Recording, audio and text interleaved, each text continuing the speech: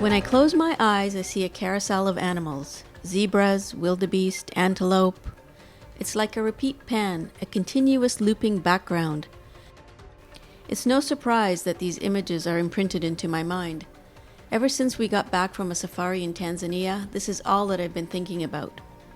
And I want to share that story with you. This trip is nothing like either of us has done before. For starters, it was organized nearly a year ago, and that's something that contradicts our code of no fixed plans. If you were to ask me if there's one person in the world that I would like to meet, it would be, without question, Sir David Attenborough. I have been greatly influenced by his genuine curiosity and love for the natural world. Admittedly, his voice sometimes does put me to sleep. Still, I have watched every single documentary he and the BBC have put out.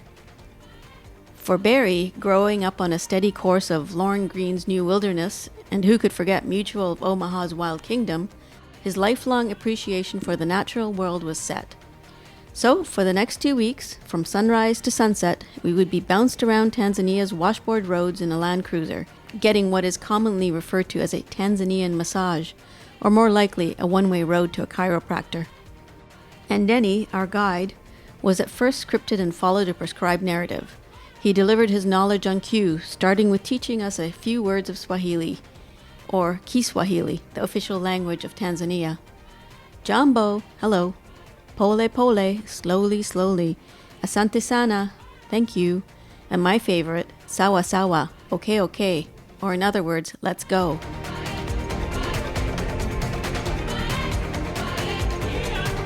Pole pole, the African wildlife started to reveal itself to us. At first, I couldn't see a giraffe if my life depended on it. Yes, there it was, somewhere behind the bushes. It would take a while for me to focus on the African wildlife. How could you miss an elephant, you ask? They're surprisingly stealth. In wildlife photography, you never know if you'll see that animal again, and you become greedy with each sighting. And while there are no guarantees, and Denny, we learned, always kept an ace up his sleeve.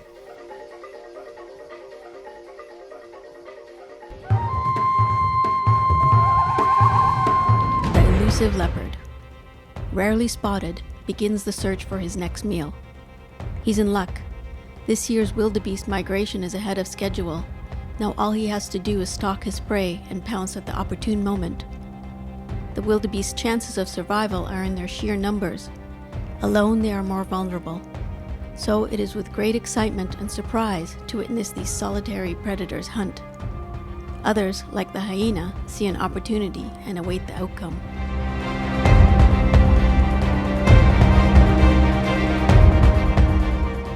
With one pounce, he's down on the ground, stalking his prey, crouching low and nearly vanishing in the landscape. The grazing animals, alarmed by the ominous presence, get spooked and begin to run.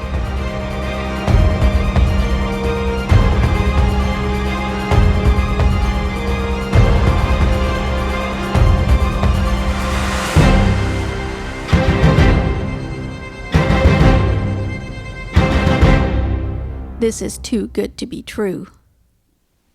Yep, you guessed it. This sequence isn't even close to the truth.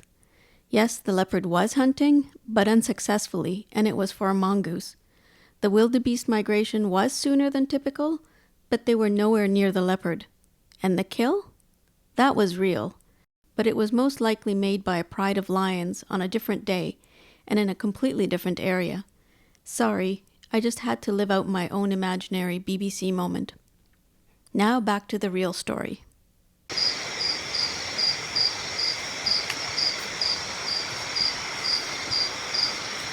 After a long, dusty drive from the airport, we arrive at our lodging late at night. I can smell a combination of mud and mothballs as we enter our hut. This hut was modeled after a traditional Maasai boma and is built using a combination of earth and cow dung.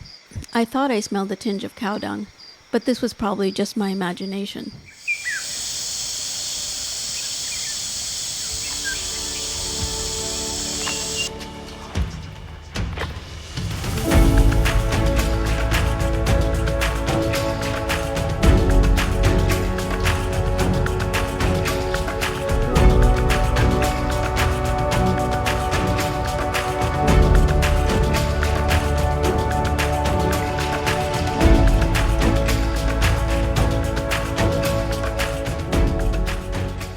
next day revealed the beauty of the area, and it didn't take us long to regroup and head out on our first outing, Arusha National Park.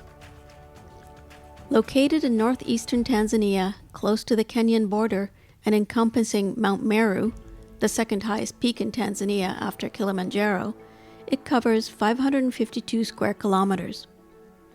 This park may be comparatively small, but the diversity of wildlife was impressive. Our slow walk with the giraffes, warthog, and baboons was a great introduction to Tanzania's wildlife, especially the giraffes.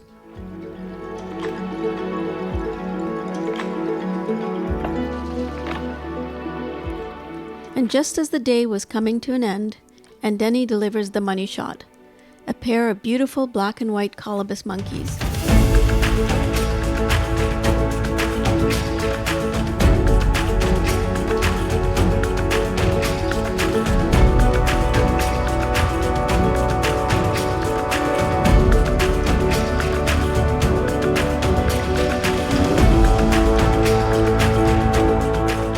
Join us next time as we travel further into Tanzania and have our first big cat encounter.